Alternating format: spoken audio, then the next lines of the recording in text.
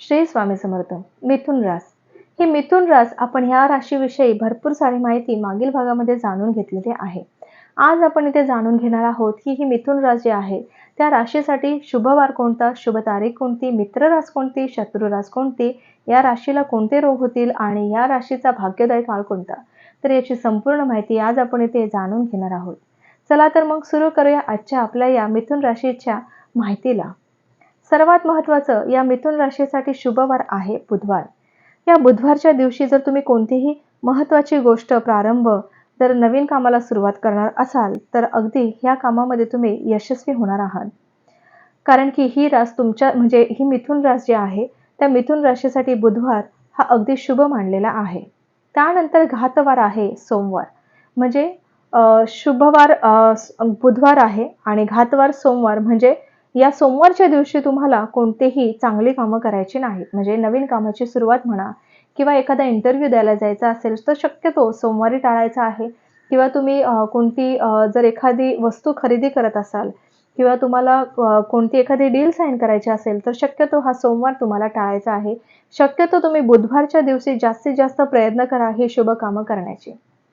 त्यानंतर या मिथुन राशीला शुभ तारखा आहेत कोणत्याही महिन्याच्या 3, 13, 23 या तारखा अत्यंत शुभ आहेत. या तुम्हाला प्रत्येक कामामध्ये यश देणाऱ्या आहेत. म्हणजे तुम्ही या 3, 13, 23 या तारखांनाच तुम्हाला महत्त्वाची कामं शक्यतो जमतील तशी करायची आहेत. जर तुम्ही या तारखांना तुमची चांगली कामांना सुरुवात करत असाल किंवा चांगली कामं करत असाल तर तुम्हाला त्या कामामध्ये भरपूर सारं यश संपादन होणार आहे. त्यानंतर मिथुन राशींसाठी अशुभ तिथी आहे द्वितीया, सप्तमी, द्वादशी. या तिथींना महत्त्वाची कामं करायची नाहीत. जर तुम्ही ही महत्त्वाची कामं या तिथींना टाळत असाल तर तुमची बाकीच्या ज्या तिथींना तुम्ही कामं कराल तर त्या कामांना तुम्हाला यश संपादन होणार आहे. मिथुन राशीच्या व्यक्तींनी दलाली, जुगार, मटका, लॉटरी याचे धंदे करावेत, पण प्रत्यक्ष पैसे यामध्ये गुंतवू नये. बुद्धिमत्ता, वक्तृत्व, भाषांतर, वेदांत, कीर्तन, प्रवचन याचा अभ्यास जर ह्या व्यक्तींनी केला तर त्यांना भरपूर सारं यश संपादन होणार आहे. या व्यक्तींचे डोळे अगदी पाणीदार असतात. हास्यमुखाने व बौद्धिक गुणामुळे दुसऱ्यांवर छाप चटकन पाडतात. ही द्विस्वभाव रास आहे. चंचलता व स्थैर्य हे दोन्ही गुण याचे ह्या राशीमध्ये आपल्याला जाणून येतात. बँका, पुस्तक संग्रहालय त्याचबरोबर ह्या राशींचा इथे अंमल होताना दिसतो. म्हणजे ह्या राशींची लोक शक्यतो बँकांमध्ये काम करणारे दिसतात किंवा यांची एखादी लायब्ररी असते. म्हणजे यांना पुस्तक वाचण्याची फार आवड असते. त्याचबरोबर जर तुम्ही म्हणजे ह्या प्रकारचं जर शिक्षण घेत असाल तर तुम्ही भरपूर साऱ्या प्रमाणात यशस्वी होणार आहात.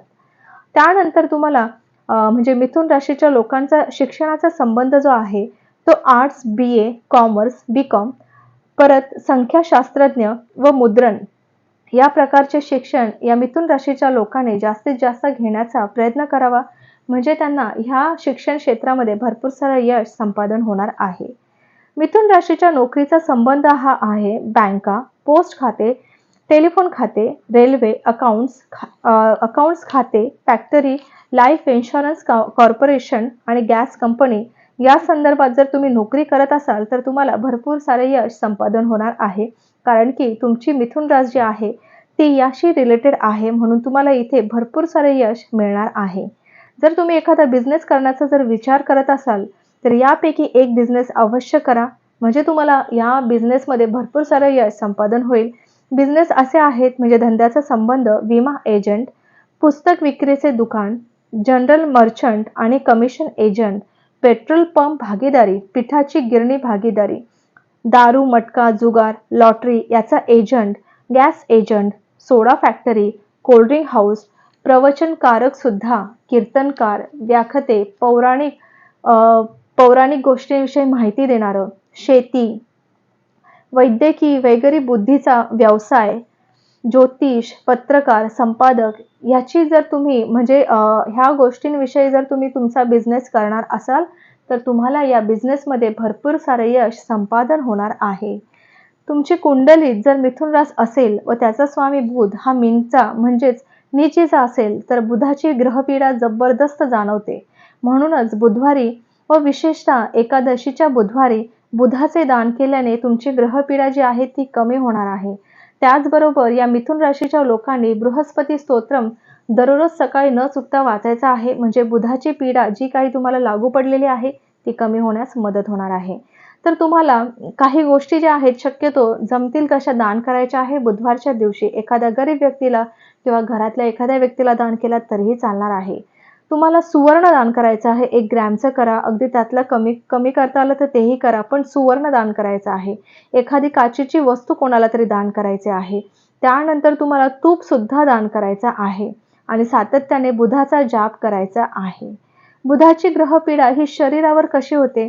गुप्तरोग, उदरविकार, मंदाग्नी, घशात सातत्याने जळजळ होणे, त्याचबरोबर हात दुखणे, कान दुखणे, फुफ्फुसाचा आजार होणे, खांदे ठणकणे, अर्धांग वायू म्हणजे पॅरालिसिसचे अटॅक सुद्धा या लोकांना जास्तीत जास्त प्रमाणात आढळून येतात.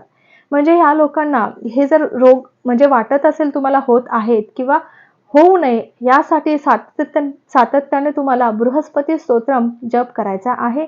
जेणेकरून शक्यतो जास्त नाही पण कमी होण्यास म्हणजे हे रोग कमी होण्यास तुमची मदत होणार आहे.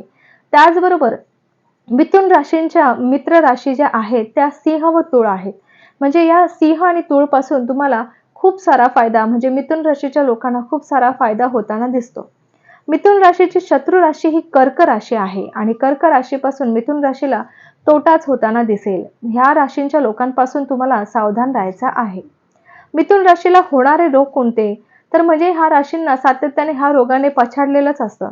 म्हणजे डोकेदुखी, अर्धशिशी, निद्रानाश, डोळ्यावर सातत्याने झापड येणे, विस्मरण म्हणजे अभ्यास जर करताय तर तो सुद्धा लक्षात राहत नाही, मस्तक भ्रमण, घेरी, फीट येणे, मज्जारज्जू, मेंदूविकार म्हणजे थोडासा मेंदूविकार म्हणजे आपल्या माइंडमध्ये थोडंसं म्हणजे चलबिचल होणे, स्मृती नष्ट होणे, पुन्हा असं थोडंसं वेडसरपणासारखं वागणे आणि लग्नानंतर पत्नीमुळे म्हणजे काही जेंट्स लोकांना लग्नानंतर पत्नीमुळे ह्या जे रोग होतात ह्या रोगांमध्ये सुधारणा होताना सुद्धा दिसते.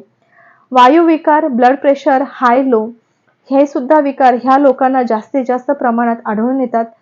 पुन्हा ताप आणि आकडी आणि कफयुक्त खोकला ह्या व्यक्तींच्या लोकांना भरपूर प्रमाणात होताना दिसून येतो.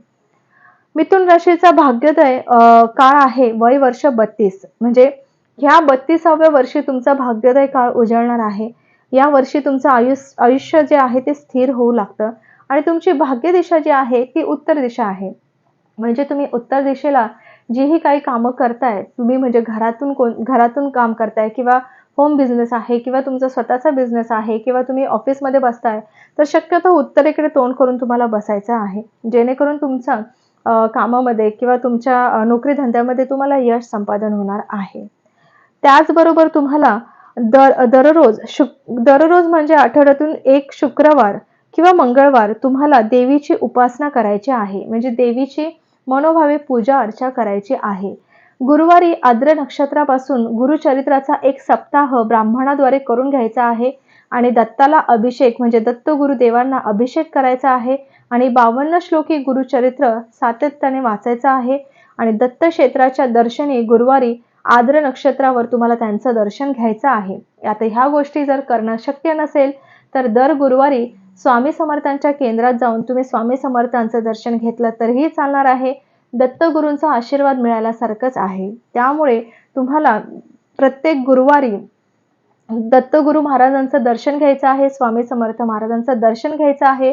त्याचबरोबर बृहस्पती स्तोत्र सुद्धा वाचायचं आहे. तुमची रोज पूजा अर्चा होते. ती पूजा अर्चा झाल्यानंतर सातत्याने बृहस्पती स्तोत्राचा जाप करायचा आहे. एकच वेळा करायचा आहे पण तो नित्यनेमाने करायचा आहे. चला तर मग ही मिथुन रास आपण जाणून घेतलेली आहे. आता आपण पुढची रास जाणून घेणार आहोत पुढच्या भागामध्ये. तोपर्यंत श्री गुरुदेव दत्त, श्री स्वामी समर्थ महाराज की जय.